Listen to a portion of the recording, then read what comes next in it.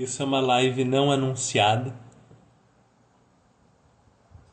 Eu vou fazer algumas não anunciadas em teste para descobrir qual vai ser o horário das nossas novas lives.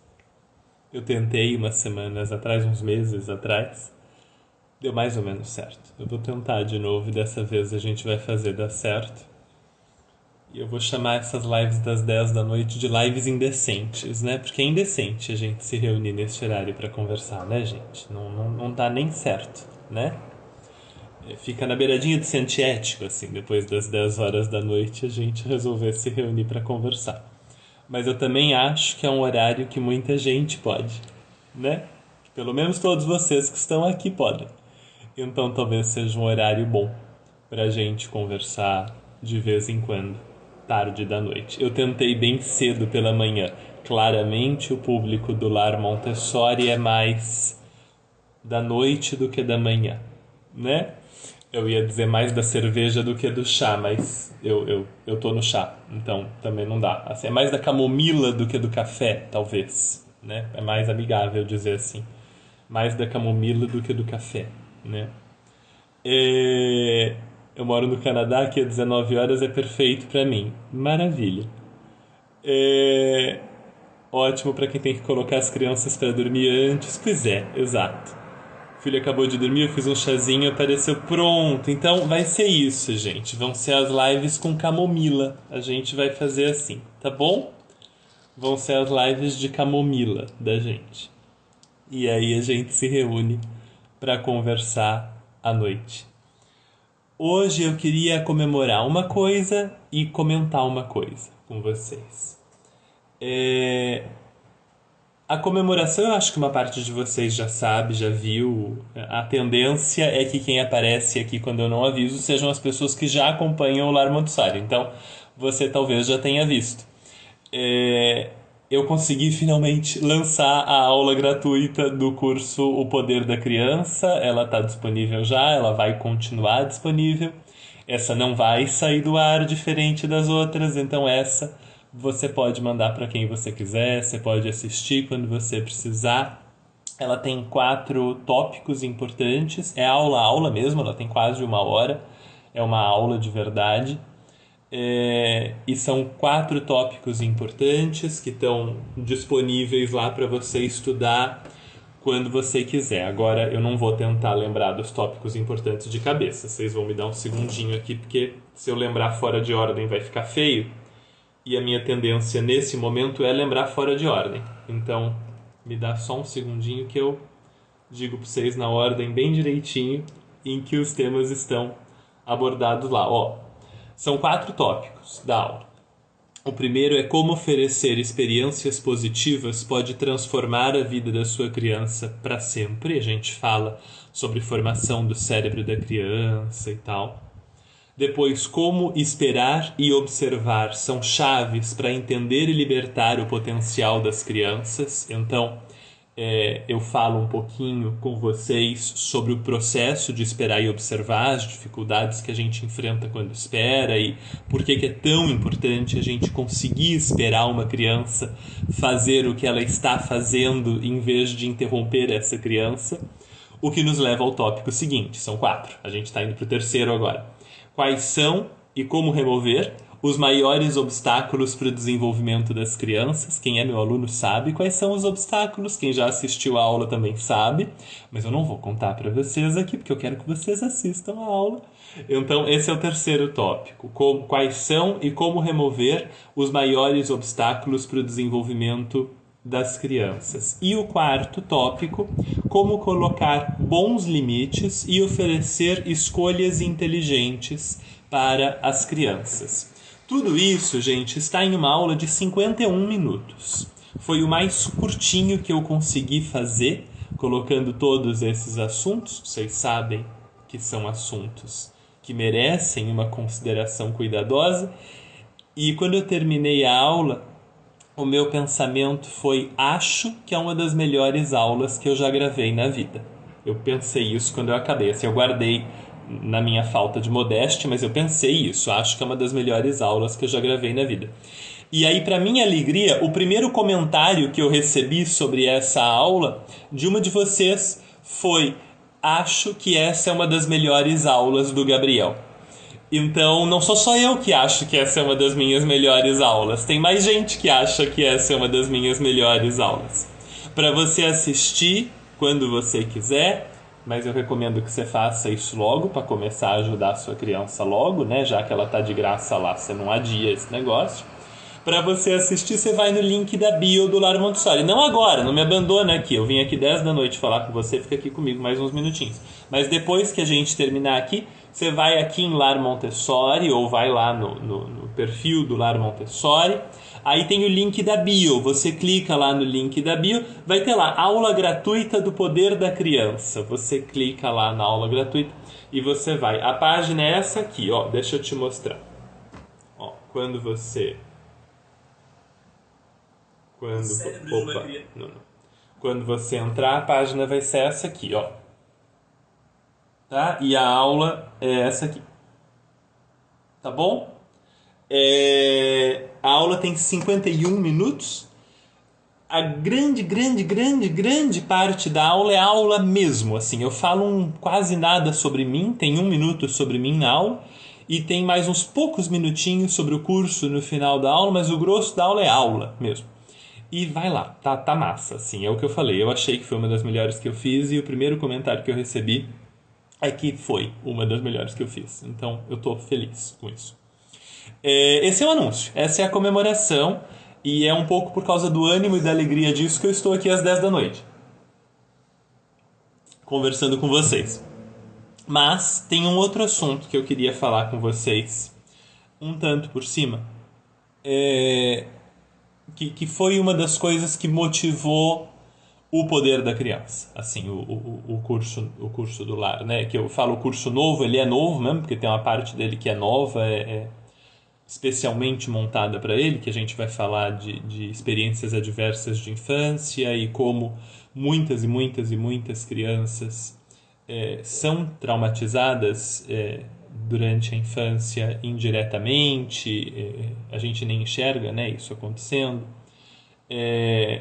como a gente muitas vezes chega a diagnóstico errado de TDAH, por exemplo, e de TOD, né, o transtorno de déficit de atenção e hiperatividade, e o transtorno opositor desafiador. Como muitas vezes esse diagnóstico está errado porque a gente confunde dificuldade de lidar com o estresse, que é produto de experiência diversa de infância e trauma, a gente confunde isso com os transtornos, quando muitas vezes a criança não tem transtorno, ela tem trauma, né? A gente vai falar um pouquinho sobre isso, eu não sou psicólogo, então eu trago, na verdade, a bibliografia que fala sobre isso comentada para vocês durante o Poder da Criança. Mas o Poder da Criança tem uma outra camada legal, que é que ele concentra vários cursos do Lar Montessori. Então, o curso de introdução está lá dentro, Viver em Paz com Crianças está lá dentro, Adulto Preparado está lá dentro, Vontade e Obediência está lá dentro e o Mente da Criança também está lá dentro. Tudo isso está lá dentro integral. Então, é um curso com um aprofundamento muito grande sobre o desenvolvimento da criança, a convivência do adulto com a criança, o que a gente faz quando a gente erra a mão, assim, nessa convivência, como é que a gente corrige, como é que a gente se corrige, né? Como é que a gente melhora quando a gente erra a mão, como é que a gente ajuda uma criança a se recuperar desses erros, porque eles vão acontecer, gente, nenhum de nós é um alecrim completamente dourado, né? Assim, então vai acontecer, a gente vai errar a mão, como é que a gente ajuda quando a gente erra a mão, como é que uma criança pode superar experiências que não foram legais, inclusive experiências severamente ruins, né? Isso tudo vai fazer parte lá e a gente estuda também os princípios do método Montessori, os princípios de uma convivência pacífica, e no Mente da Criança ele vai ser regravado completamente. O módulo do Poder da Criança chamado Mente da Criança eu vou regravar inteirinho esse mês e as aulas vão ser aulas novas que vão para lá, que é esse módulo, A Mente da Criança, é uma análise do livro Mente da Criança, da Maria Montessori, dialogando entre esse livro e o que a gente sabe hoje sobre desenvolvimento infantil. Então, tá muito legal e ele vai ficar mais legal conforme os meses passarem, Se você entrar nele agora, né, o que está escrito lá na página e tal, é que você tem acesso por 18 meses. Mas, na verdade, você vai ter acesso por 18 meses após todas as aulas estarem no ar. Então, as últimas aulas só vão entrar no ar em dezembro. As aulas do Poder da Criança vão ser gravadas ao vivo mensalmente. Então, as últimas aulas só entram no ar em dezembro. A gente vai mensalmente entrando uma por uma. Então, se você entrar agora, na verdade, você tem 6 meses a mais de acesso ao curso do que o pessoal que entrar a partir de janeiro do ano que vem, né? Porque você vai acompanhar, e vai acompanhar a aula ao vivo também, que é legal pra caramba. Fica interessante também, né? E vai ter live mensal de dúvida. Depois que as aulas ao vivo terminarem, a gente vai ter live mensal de dúvida pra sempre também. Tá? Mas nada disso era a coisa que eu queria falar. Isso é só a comemoração de que a aula gratuita, especial, está lá disponível e que é uma das melhores que eu já fiz. Essa é só comemorando esse pedacinho. E eu fico feliz que vocês comemoram mesmo comigo. Então, isso tudo me alegra. Tem uma pergunta aqui. Lali, fala comigo em box, por favor, tá bom? Sobre isso que você mandou aqui, que aí é um pouco privado. Fala comigo em box que a gente conversa, tá bom? Ó, a Renata disse: Gabriel, estou quase terminando as aulas do curso Poder da Criança, tá me ajudando demais. Pra mim tava muito difícil lidar com meu filho, desse jeito que nunca lidaram comigo. Você está sendo essencial. Eu não sei fazer corações. Os meus corações, eles têm um ataque cardíaco, tá? Mas tá aqui. Muito obrigado. É para isso que esse curso nasceu. Assim, a vontade de fazer esse curso veio para mim com a leitura desse livro aqui. Ó. O Poder da Criança nasceu da leitura de 2 livros. Da leitura de um livro chamado O Corpo Guarda as Marcas, que é sobre trauma e cura de trauma. E esse aqui, Mal Profundo, que é sobre experiências adversas na infância e como as experiências adversas da infância afetam o resto da vida do indivíduo. Foi desses 2 livros que nasceu a vontade de fazer O Poder da Criança. E eu já falei para vocês antes, mas vou falar de novo. Ele é uma aposta, né? Ele está proporcionalmente muito barato. Assim, O Poder da Criança, eu sei que não é assim o preço de um hambúrguer, mas proporcionalmente ele está muito barato porque, somando-se todos os cursos que estão dentro deste curso, ele custaria exatamente o dobro do que ele de fato custa. Então ele é uma aposta de que a gente vai ter muito adulto querendo ser melhor e querendo criar uma vida melhor para suas crianças. E assim esse curso vai ser financeiramente viável. Mas ele é uma aposta de que isso vai funcionar. E eu decidi fazer essa aposta por causa desses 2 livros que traziam um drama tão profundo sobre o desenvolvimento das crianças, comunicavam um drama tão profundo sobre os traumas que as crianças enfrentam, que eu decidi que era importante condensar tudo aquilo que era mais essencial em Montessori em um curso só. E aí nasceu o Poder da Criança. É daí que ele nasceu. Dessa condensação de tudo que é mais essencial em Montessori no formato mais transformador que eu conheço. São os melhores cursos que eu tenho, né? E eles estão condensados ali justamente para que essa transformação cadê aqui o nome? Que a Renata comentou seja possível, né? Ela disse: tá me ajudando demais, para mim estava muito difícil lidar com meu filho desse jeito que nunca lidaram comigo. A ideia é essa, é que por meio desse curso a gente consiga pegar o que aconteceu conosco na nossa infância, na nossa adolescência, e a gente consiga entregar uma outra coisa para as crianças, que a gente não faça só a cópia automática, né, que é a nossa tendência, é só fazer a cópia automática, né, mas que a gente consiga entregar aquilo que a gente realmente acredita que as crianças precisam e merecem que a gente entregue. Mas não era isso que eu queria falar, e agora eu vou porque eu queria falar. O que eu queria falar é que a gente está entrando numa época, e essa live vai ficar muito louca depois gravada, né, porque ela vai ter 2 temas completamente diferentes entre si. A gente lida com isso. A gente está entrando numa época que a gente não tem a menor ideia de onde vai dar em termos de infância e em termos de educação. Assim, eu não sei quantos de vocês estão mexendo com a coisa da inteligência artificial, o chat GPT e as outras inteligências artificiais que estão brotando aí, né? O Bing, que está usando muito, o Google, que agora tem o Bard, né? Eu não sei quantas e quantos de vocês estão recorrendo ou utilizando ou experimentando essas inteligências artificiais, assim.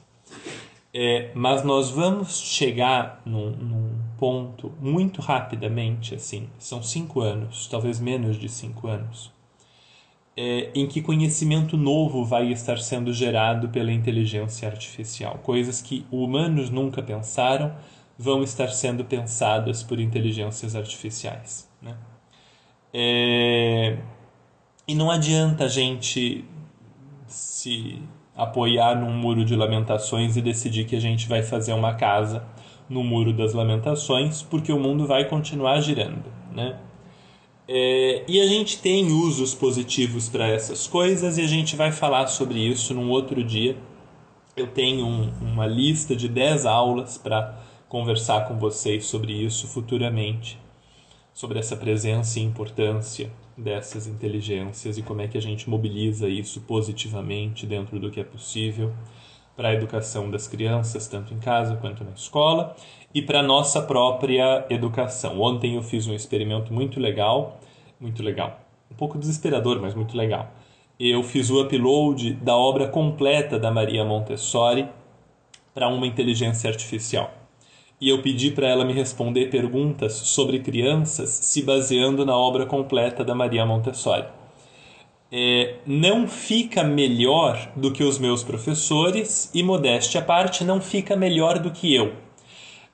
Mas fica interessante. Chega a coisas boas. Chega a coisas boas o suficiente para que uma pessoa que não tem acesso a nada de Montessori consiga desenvolver alguma coisa interessante com as crianças. Não é de todo mal. A gente consegue fazer coisas boas e a gente vai falar sobre isso.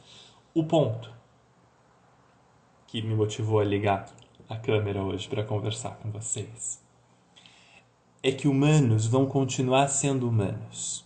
E eu não estou falando isso porque eu tirei isso da minha orelha nessa manhã. Eu estou falando isso porque eu estou acompanhando muito de pertinho as discussões sobre inteligência artificial. Ouvindo entrevista, lendo análise, lendo livro, de pertinho mesmo. Humanos vão continuar sendo humanos.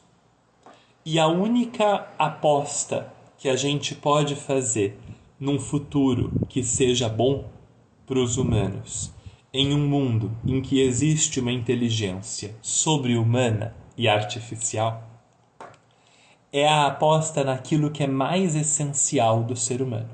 E por que eu estou dizendo tudo isso?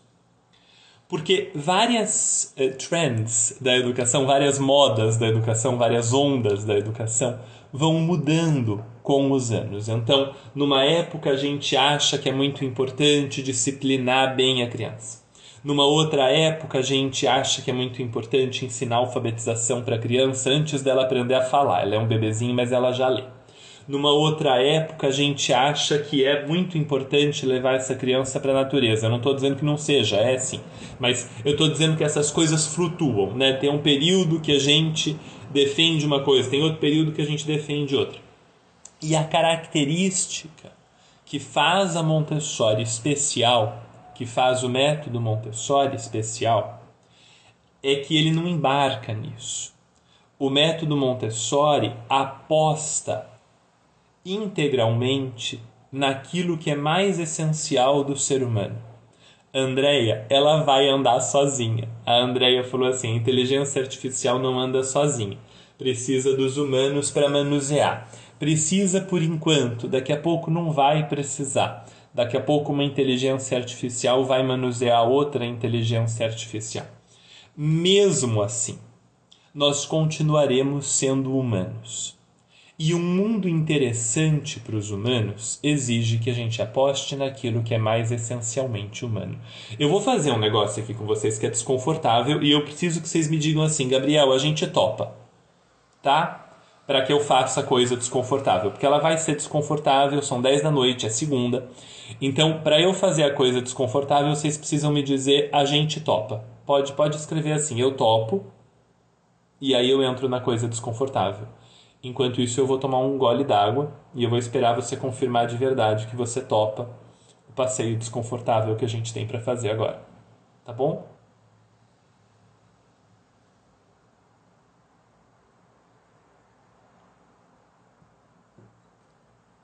Duas pessoas topam, o que me preocupa. 3, 4. Nós temos 25, eu preciso de um quinto disso. Tá bom, pronto. Temos 5 pessoas, tá bom. Com 20% eu embarco e a gente vê o que a gente consegue fazer coletivamente. Tá bom? Olha só.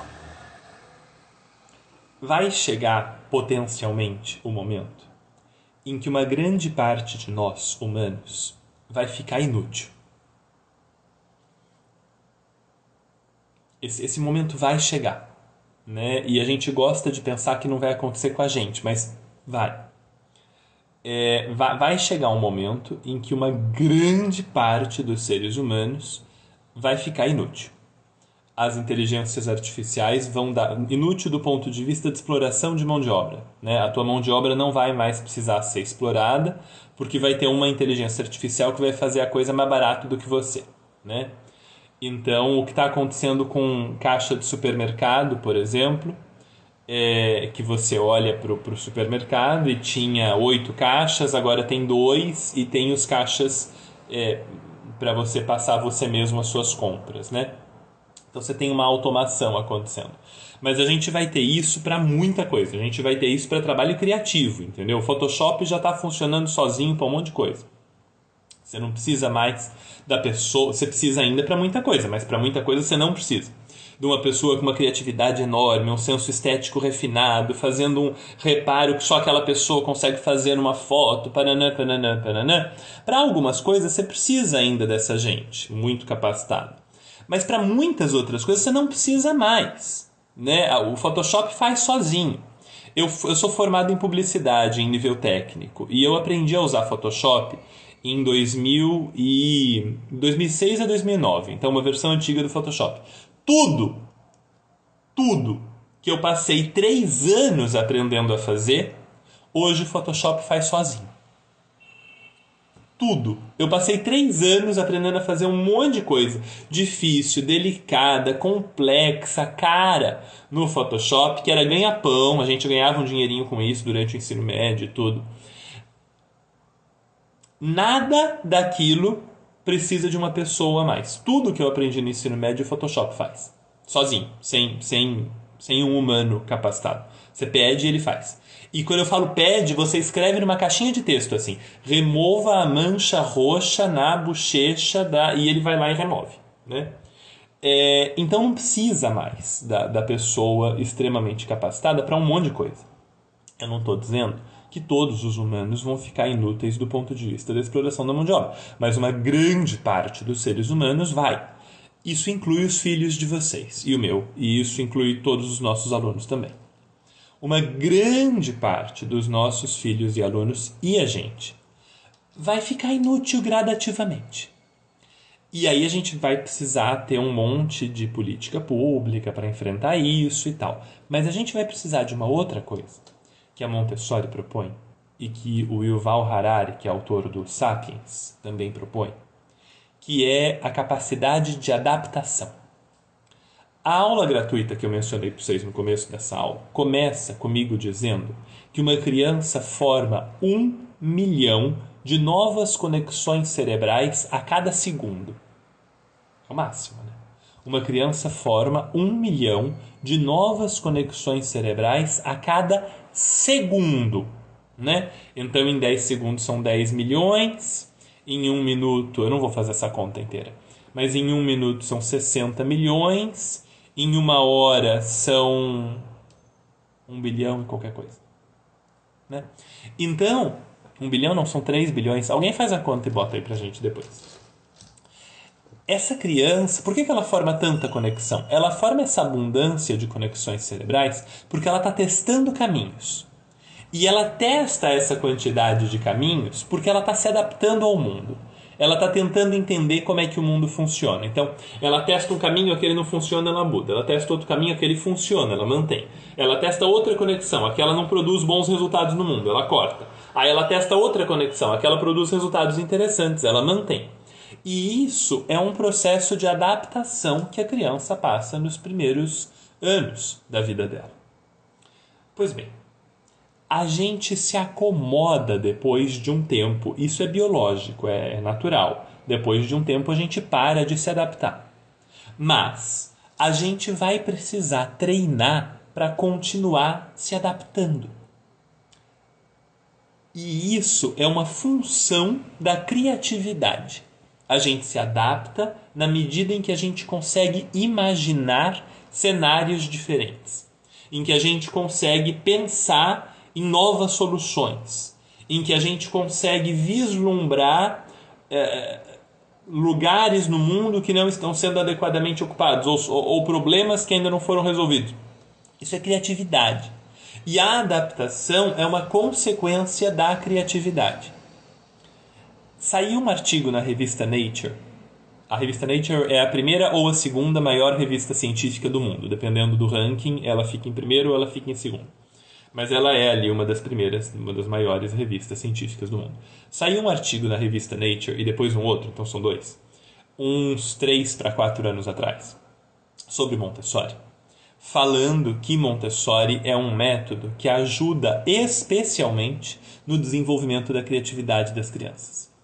E o motivo que isso acontece é que as crianças são livres para fazer coisas, mas mais do que isso, elas são livres para resolver os erros que elas mesmas cometem. E o fato delas poderem cometer erro e corrigir esses erros torna essas crianças especialmente criativas.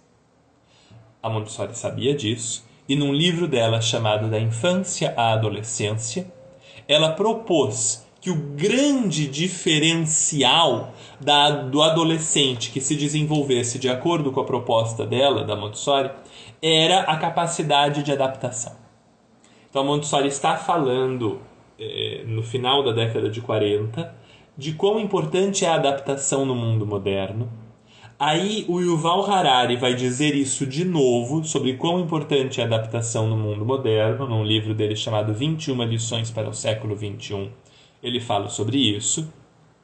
E agora a gente está tendo a inteligência artificial poderosésima e ainda ela está brincando, né? O pessoal está dizendo que essa inteligência artificial que a gente tem agora, que a gente fica meio besta, ela é uma brincadeira. Ela está começandinho, assim.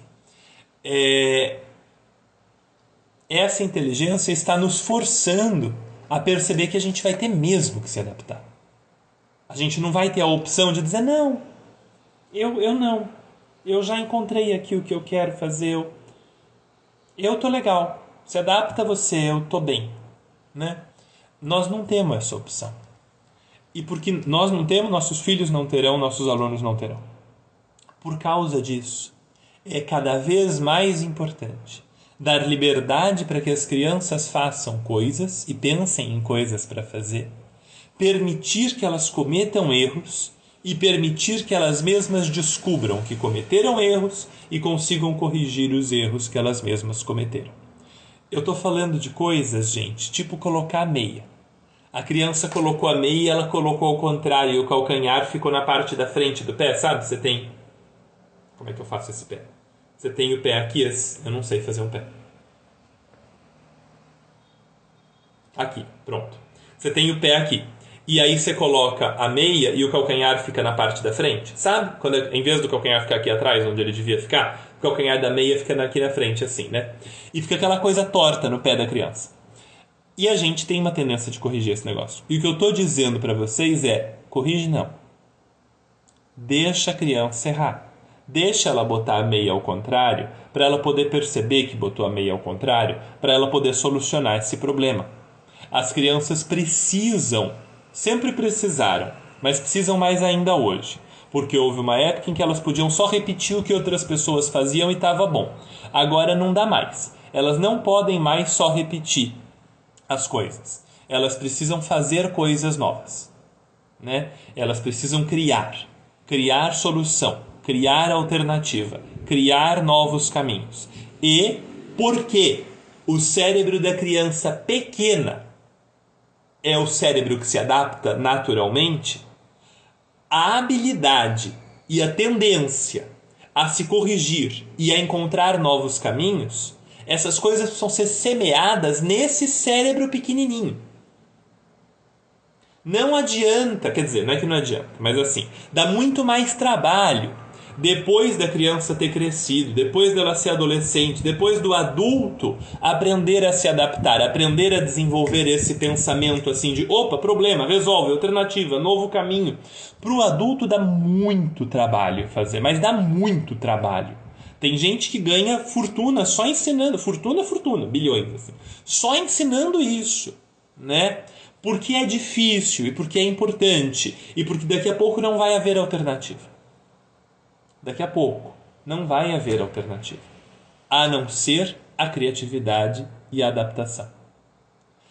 Se estas duas habilidades, da criatividade e da adaptação, puderem ser bem desenvolvidas cedinho, essa criança tem um caminho mais seguro, mais bonito, mais livre, livre que eu estou dizendo com mais liberdade na frente dela, com mais possibilidades de vida plena, de vida satisfatória, de vida significativa, feliz. Né? Se ela não tiver estas duas habilidades, de criatividade e de adaptação, vai ser mais difícil. Criatividade não é pintar quadro.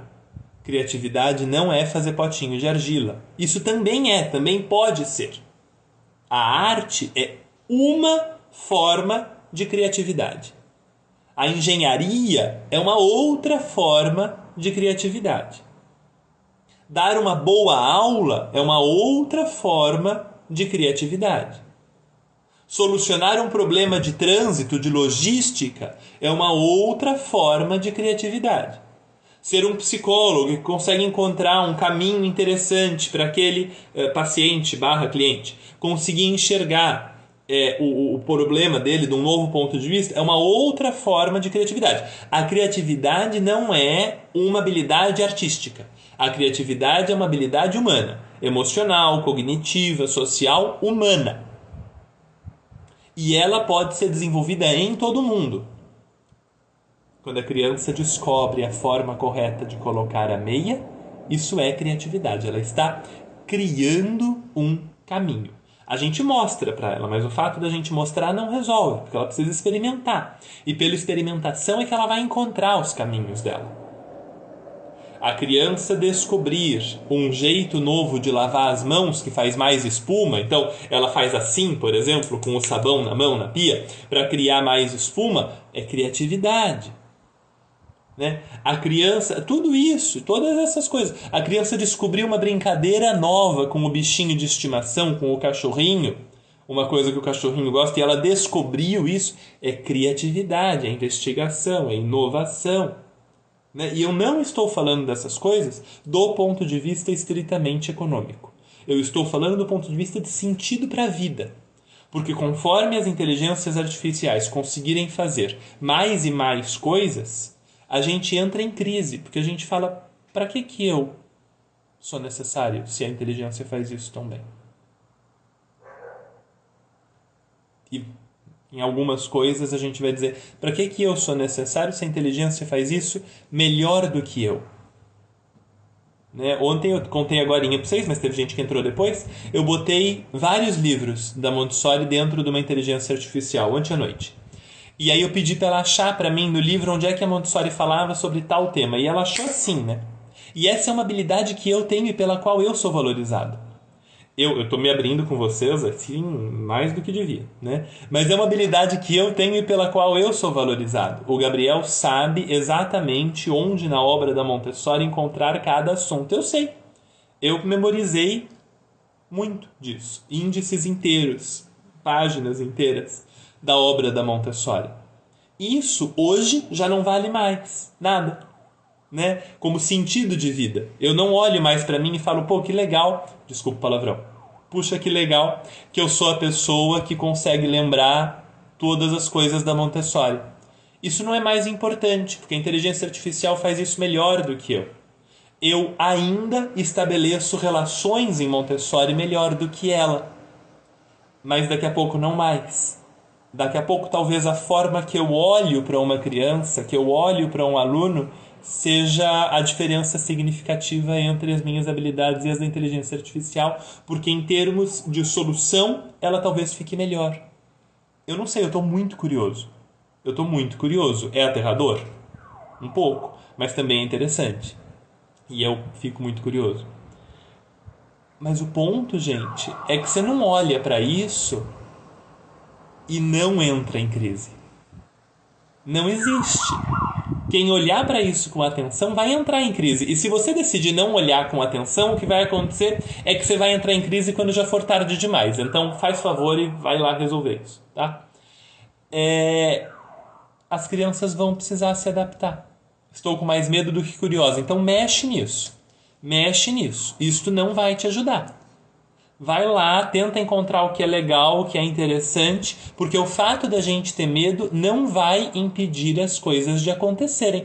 Dá pra entender isso, gente? Ou é muito agressivo? Eu não quero que soe agressivamente.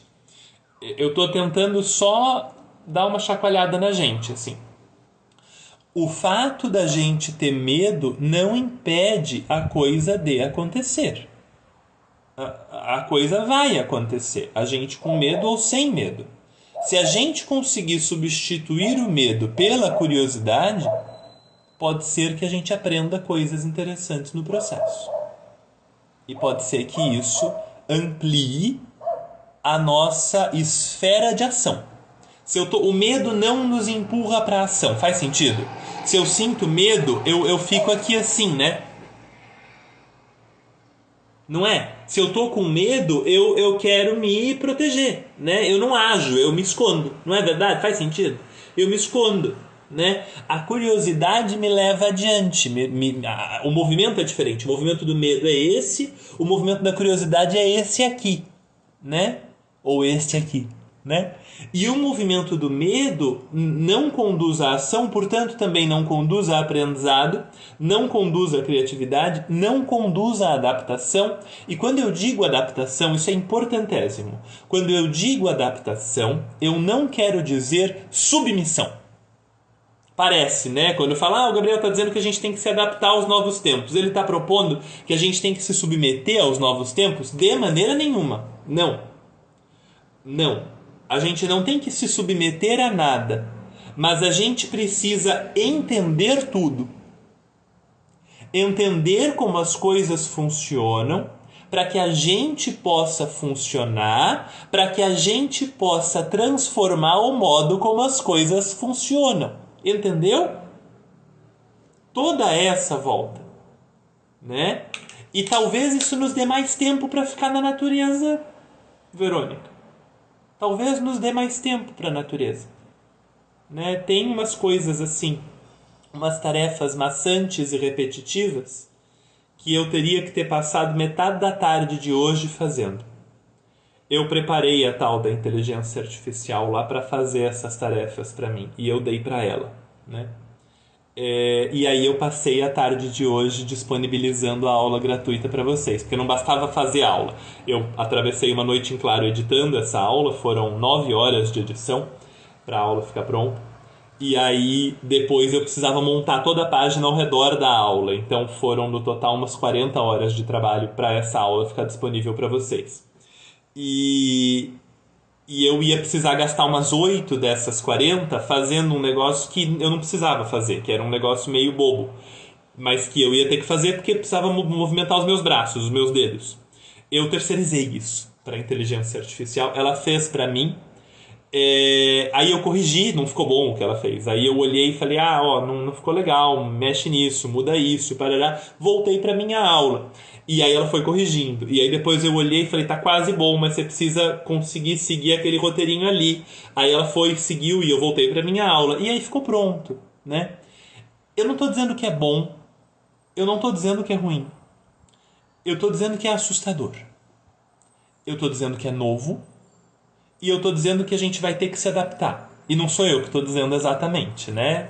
A gente vai ter que se adaptar, mas isso não quer dizer que a gente tenha que se submeter.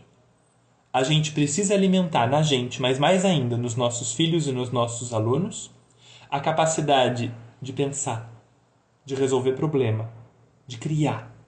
De criar não é a arte só, de criar solução, de criar caminho novo, de criar uso novo para as coisas, de criar ideia. Porque aí, amores, os humanos continuarão humanos. E a gente está se encaminhando para o final dessa live. A grande importância de tudo isso é a gente garantir que os humanos continuem humanos. O grande perigo não é que as inteligências artificiais substituam os nossos trabalhos. O maior perigo é que a gente passe a pensar artificialmente. Que o nosso pensamento, a nossa capacidade de criatividade se restrinja àquilo que é possível no Facebook. O Facebook é tão antigo. Mas que a nossa ideia, que eu tenho uma ideia e a minha ideia é presa no Instagram. Eu tenho uma ideia de um Reel. Não tenha uma ideia de um Reel. Tenha uma ideia. E essa ideia precisa ser comunicada. Quais são as formas dela ser comunicada? E aí você vai comunicar um pedaço no Reel, um pedaço no podcast, um pedaço no YouTube. Isso sou eu, né? Eu faço essa parte. Então eu falo isso. Mas assim, você não precisa ter uma ideia se você trabalha com carro. Você não precisa ter uma ideia de carro. Você precisa ter uma ideia. E essa ideia pode desaguar em carro, em calçada, em ônibus, em metrô. A gente precisa se acostumar a permitir que as nossas ideias se libertem das estruturas propostas, das estruturas tecnológicas propostas. As nossas crianças estão habitando estruturas tecnológicas cada vez mais cedo. Isso que eu estou falando para vocês, eu também não estou tirando da minha orelha. Dentro dos estudos de cultura marxistas, vocês sabem que eu sou de esquerda, né? Essa parte não é novidade mais, tal, tá bom? Eu não disfarço, eu não minto, eu não escondo essa parte. Eu estudo materialismo histórico, tal. Dentro dos estudos de cultura marxistas, existe uma noção, que não é só marxista, que na economia toda se usa, de infraestrutura e superestrutura. Que é o seguinte: você tem uma vida material e condições materiais. Isso influencia a forma como você pensa. Você está vendo que não é nenhuma coisa assim? Não é almoçar criancinha, né? É só dizer, você tem uma base de condições materiais de existência, de estrutura física, e isso molda um tanto de como você pensa. Então, se você vive no campo, você pensa no campo. Se você vive na cidade, você pensa na cidade. As nossas crianças cada vez mais não vivem nem no campo nem na cidade. Elas vivem em um quadradinho preto deste tamanho. Eu não posso pegar meu celular porque meu celular está aqui. Você está dentro. Então eu não posso pegar meu celular. Mas as nossas crianças vivem cada vez mais num quadradinho preto desse tamanho. Esta, cada vez mais, é a infraestrutura das nossas crianças. Deixa eu catar minha régua aqui para eu medir um negócio. Ó, são 16 por 7,5. Este mundo de 16 por 7,5 é cada vez mais o mundo das nossas crianças. Né? E eu não vou fazer a multiplicação para saber a área disso aqui, mas alguém aí faz. É 16 centímetros por 7,5 e fala pra gente quantos centímetros quadrados tem aqui, né, nessa tela. Porque o mundo inteiro das nossas crianças cabe aqui. De muita criança, de muitas das nossas crianças. Ele cabe aqui. E aí vamos voltar. Se você mora no campo, você pensa no campo. Então o teu pensamento tem a ver com a distância, com a árvore, com quando tem fruta, quando não tem fruta, quando é que o sol se põe, quando é que o sol nasce, o clima, como é que o clima vai afetar a produção naquela lavoura, naquela safra, e etc e tal. né? Você pensa isso porque você mora ali, você habita aquilo, então você pensa aquilo. Se você mora na cidade, você pensa em termos de congestionamento, você pensa em termos, às vezes, de poluição, você pensa em termos de aglomeração ou não aglomeração, você pensa em termos de violência urbana, você pensa em termos de iluminação, você pensa em termos de trajeto mais curto ou mais longo, você pensa em outros termos, você pensa outras coisas. No momento em que a tua vida está aqui, em que o teu ambiente não é o campo nem a cidade, mas é este aqui, ninguém fez a conta, gente. Alguém faz a conta aí, não pega um pedaço. Eu não posso fazer a conta falando com vocês, vai dar errado. É 16 por 7,5. 16 vezes 7,5. E aí você vai contar pra gente quanto isso vai dar. Vai dar o quê? Eu não sei fazer essa conta. De cabeça eu não consigo. Se o teu mundo é isso aqui, você pensa aqui. E a gente não pode correr esse risco. Isso não quer dizer que as crianças não podem usar tela. Mas isso quer dizer que o mundo delas precisa ser maior que isso. Mas não basta, entendeu? Não é só 120 centímetros quadrados. Muito obrigado. Muito obrigado. É pouco, percebe? É muito pouco. Né? Não precisa fazer no celular, gente. Faz num pedaço de papel, amores. É uma multiplicação. Vai lá lembrar como é que faz multiplicação depois. É que eu não posso. Eu desenhei, eu rabisquei aqui assim, ó, mas eu não posso fazer, porque se eu fizer eu me desconcentro. Seguimos. Um monte de gente agora resolveu. Obrigado. 120. É pouquinho. É muito pouquinho. 120 centímetros quadrados. É muito pouquinho para você morar. Né? Você mora numa casa que tem o quê? 40, 50, 60, 70, 100 metros quadrados? Né? Metros. Não centímetros, né?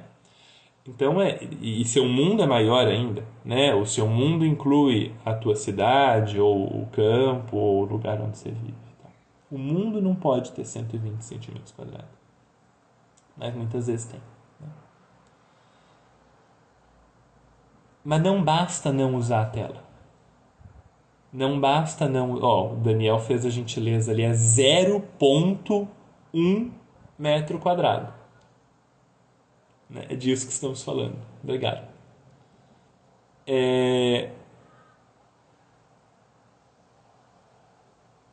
Não basta não usar a tela. Precisa viver no mundo. E é diferente. Não usar a tela e brincar com um monte de brinquedo de borracha não resolve.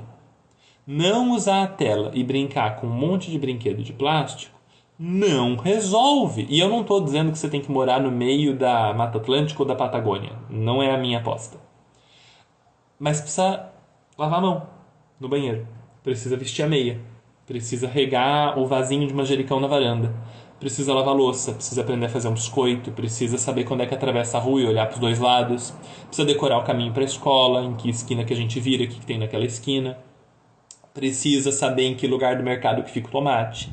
Precisa saber como é que é um bom tomate. Né? Essas coisas, vida, só vida, mas nada, só vida. E resolver problemas. Para poder resolver problemas, tem que ter problemas. A criança precisa fazer coisas para encontrar problemas, para resolver problemas. Isso vai alimentar a criatividade dela.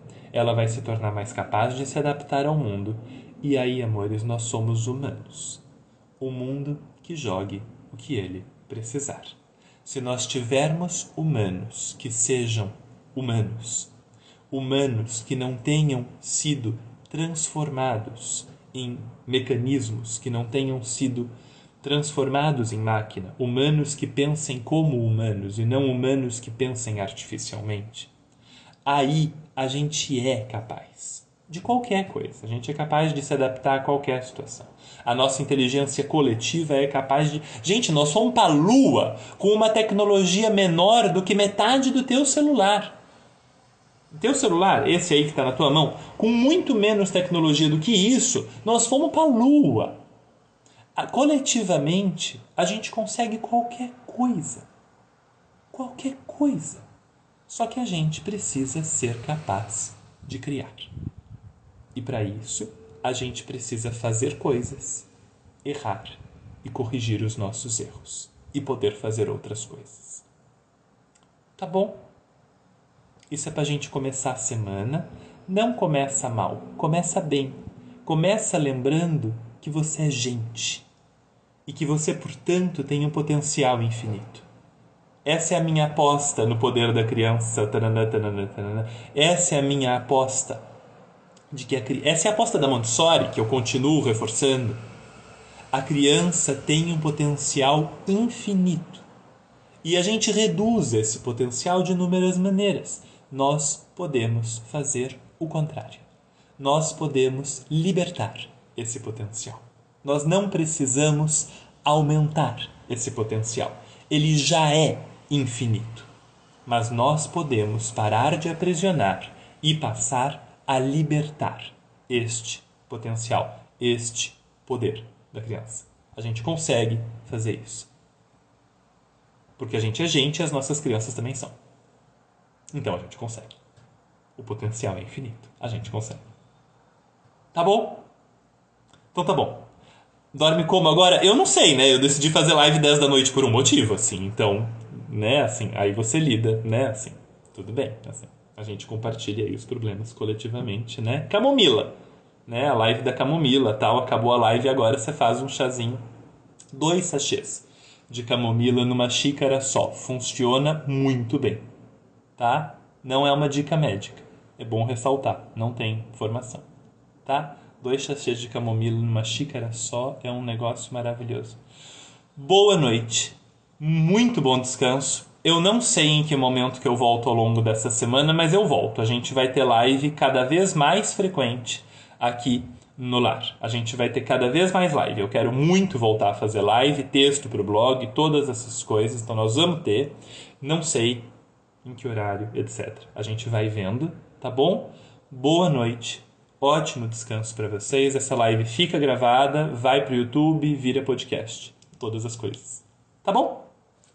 Tchau, queridos. Boa noite.